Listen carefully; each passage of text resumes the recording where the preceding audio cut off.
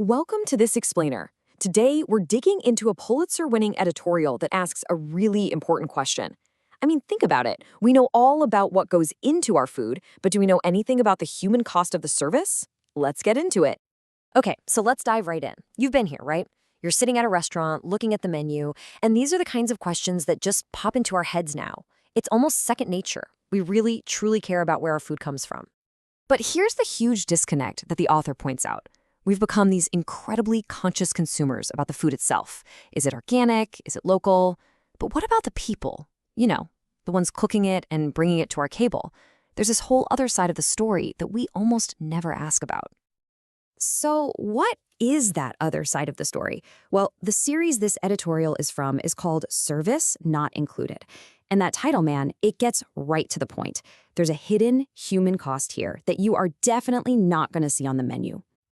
For so many of the millions of people in the food service industry, the reality is a daily grind. We're talking about wages that are just too low to live on, basically zero job security and very few rights to organize. And in the absolute worst cases, you see things like wage theft and even human trafficking. It's pretty grim. Now, you might be thinking, well, isn't this something for the government to fix? And you'd think so, but the editorial argues that any real political solutions have pretty much stalled out. Efforts to raise the minimum wage have gone nowhere, and the agencies that are supposed to enforce labor laws, well, they've been largely ineffective.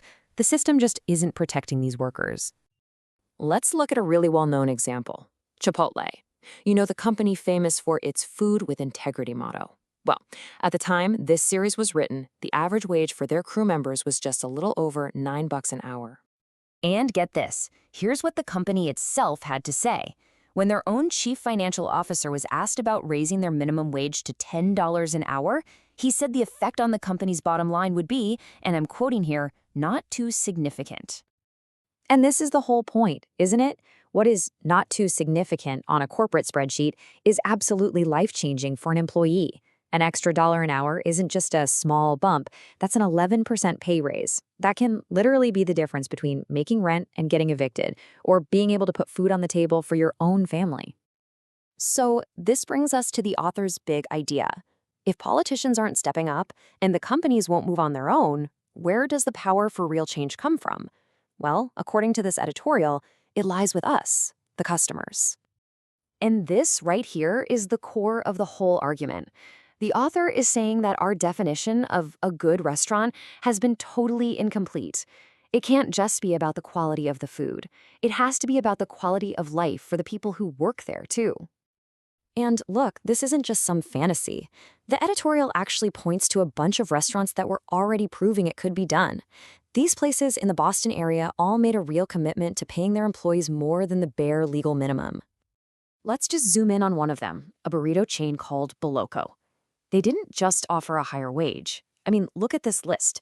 401k matching, help with transportation, even English language classes. That kind of stuff is almost unheard of in the fast food world. And here's the kicker. Treating employees well isn't just charity. It's just plain smart business. The CEO himself says it. Happier employees give better service, which means you get happier customers. Plus, the company saves a ton of money because they're not constantly having to hire and train new people. It's a total win-win. Okay, so if we, the patrons, have all this power, how do we actually use it?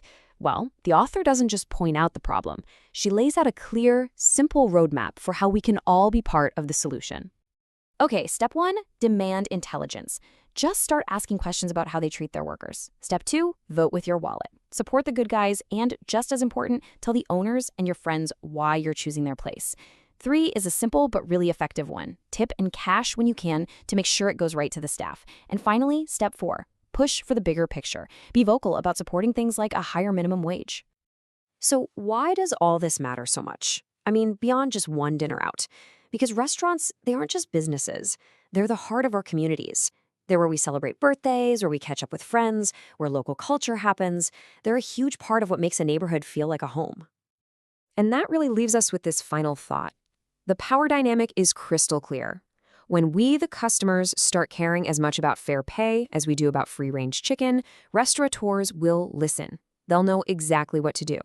So the real question is, next time you eat out, what are you going to demand?